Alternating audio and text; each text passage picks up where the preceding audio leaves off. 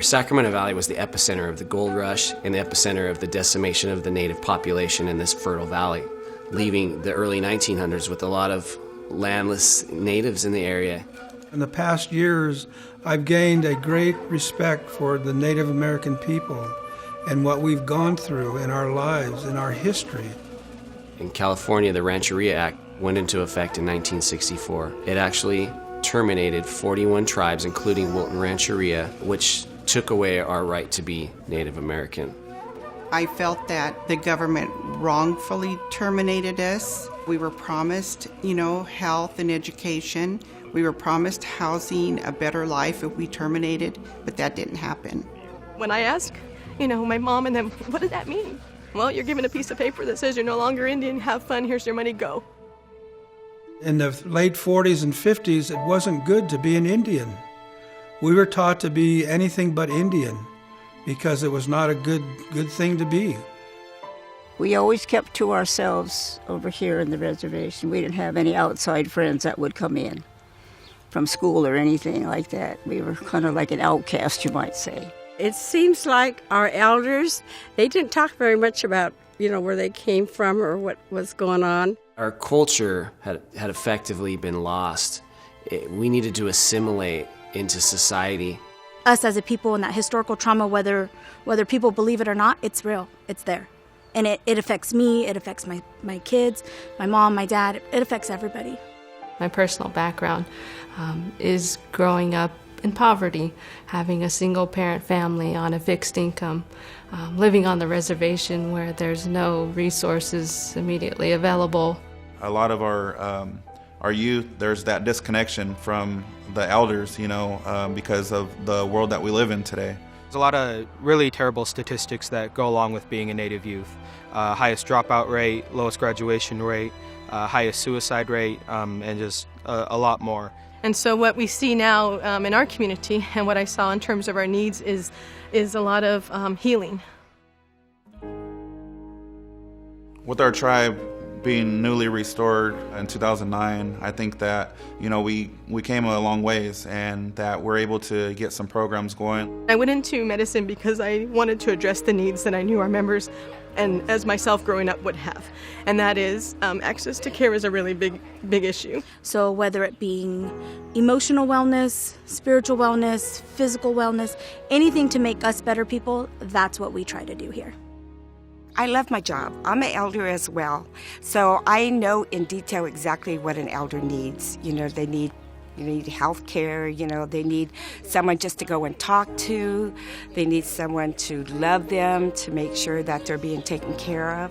Through the Department of Education, our goal is to make sure that students are doing well in preschool through 12th grade, that they graduate from high school, and that they go on to something that will improve their future. I enjoy working with them because I get to see them grow, I get to see changes, I get to see progress in many different ways. Big chunk of my role is case management for the families that are involved with dependency cases for CPS. Helping them lead more healthy lives is the ultimate goal.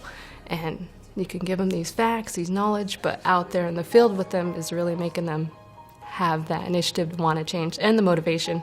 I really enjoy being that voice for the tribe, and being able to actually get out there and comment on projects, whether it's protecting resources or burial grounds and things like that in the area, and reroute their project if we're able to do that.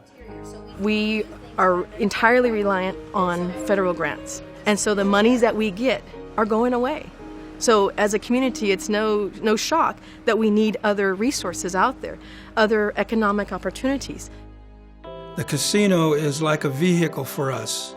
It will help us to help our people. It'll help us to educate and to give support and strength to our families.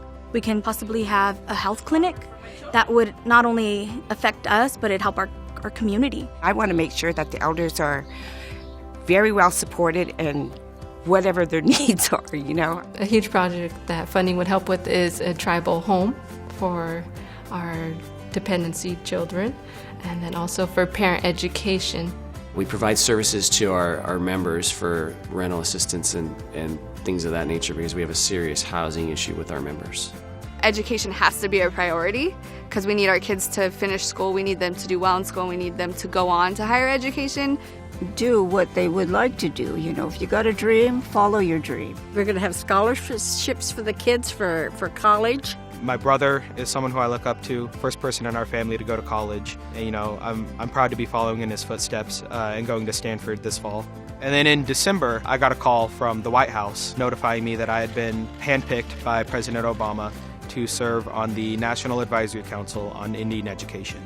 And it will also help us to revitalize our culture, that we get the land into trust and we can build our roundhouses. We can teach our children the songs and dances. Bringing back the culture and language and implementing it in a very educational way, it's like a miracle to witness how it works. It's pretty inspiring, and to see how far the tribe has come. Since we were recognized, all the hard work that our tribal members have put in, you know, it makes me feel proud to be from the Wilton Rancheria. And now we have to move forward past survival and into like thriving. And we can do that with opportunity, with sovereignty, with development, with the ability to create things for themselves as a tribe, as a sovereign nation. Being strong and emotionally, physically, mentally, behavioral, all of those things that are a full circle wellness is what my hope for the future for the tribe would be. And this current economic development project that we're working with, it's a community project. It's going to bring the community together. It's not only going to provide jobs for our members, it's going to provide jobs for members in our community and around surrounding areas. It's going to bring construction jobs to our community as well. We will strive to help in every way that we can to be a better community for all of us to live in, to be more open-minded and be more successful in working with each other and treating each other with respect as human beings.